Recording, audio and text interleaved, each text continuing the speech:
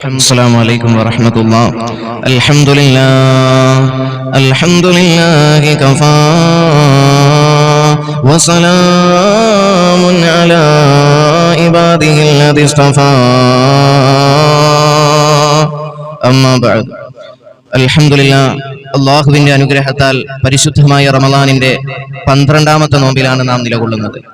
ഈ 12ാമത്തെ നോമ്പിൽ നാം നിലകൊള്ളുമ്പോൾ ഇന്നത്തെ തറാവീഹ് നമസ്കാരം, അതായത് 13ാമത്തെ തറാവീഹ് നമസ്കാരം നമസ്കരിക്കുന്നവർക്ക് ലഭിക്കുന്ന പ്രതിഫലം, അതിന്റെ മഹത്വം നാം മനസ്സിലാക്കുക.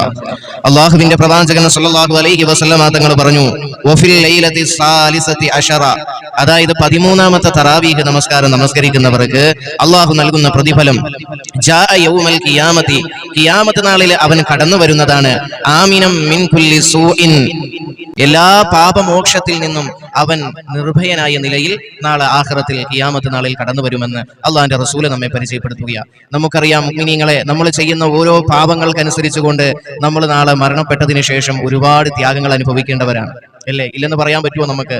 നമ്മൾ ചെയ്യുന്ന ഓരോരോ പ്രവർത്തനം, ഒരു ദിവസം 24 മണിക്കൂർ, 24 മണിക്കൂറുകളിൽ വളരെ തുച്ഛമായല്ലേ നാം നന്മകൾ ചെയ്യുന്നത്? ആ നന്മകൾ ചെയ്യുമ്പോഴും അതിൽ കൂടുതലായി നമ്മുടെ ജീവിതത്തിൽ സംഭവിക്കുന്നത് ഇന്ന് പാപങ്ങളാണ്. ഈ പാപത്തിനെല്ലാം നാളെ ആഖിറത്തിൽ നമ്മൾ സമാധാനം പറയേണ്ടവരാണ്.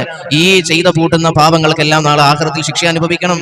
അതനുസരിച്ചാണ് നമുക്ക് പിന്നീട് സ്വർഗ്ഗം അല്ലാഹു നമുക്ക് തീരുമാനിക്കുന്നത്. അത് നമ്മൾ മറന്നു പോകരുത്. അതുകൊണ്ട് ഇന്നത്തെ തറാവീഹ് നമസ്കാരം നമ്മൾ ചെയ്യുന്ന ഈ പാപങ്ങൾക്കൊക്കെ അനുസരിച്ച് ഖബറിൽ ചെല്ലുമ്പോൾ ഖബറിൽ ശിക്ഷ, അത് കഴിയുമ്പോൾ മീസാനിൽ അവിടെ പ്രശ്നങ്ങൾ വരുന്നു. അതുപോലെ തന്നെ മറ്റു കാര്യങ്ങളിലെല്ലാം നമുക്ക് ഓരോരോ പ്രശ്നങ്ങളും പ്രയാസങ്ങളും പ്രതിസന്ധി ഘട്ടങ്ങളും നേരിടേണ്ടി വരും. അപ്പൊ ഇതിൽ നിന്നെല്ലാം നിർഭയത്വം നേടിക്കൊണ്ട് നാളെ ആഖിറത്തിൽ നിനക്ക് കടന്നു വരാൻ സാധിക്കും. ഇന്നത്തെ 13ാമത്തെ തറാവീഹ് നമസ്കാരം നമസ്കരിച്ചാൽ അവന് ലഭിക്കുന്ന പ്രതിഫലമെന്ന് അള്ളാഹിന്റെ റസൂൽ നമ്മെ പരിചയപ്പെടുത്തുമ്പോൾ ഇന്നത്തെ തറാവീഹ് നമസ്കാരത്തിന്റെ മഹത്വം മനസ്സിലാക്കിക്കൊണ്ട് അത് സമയത്ത് പോയി നിർവഹിക്കുക. അള്ളാഹു നമ്മുടെ എല്ലാ നാളെ ആഖിറം സന്തോഷത്തിലാക്കുന്ന രീതിയിലുള്ള അടിമകളിൽ അള്ളാഹു നമ്മെ ഏവരെയും ഉൾപ്പെടുത്തി അനുഗ്രഹിക്കുമാറാകട്ടെ.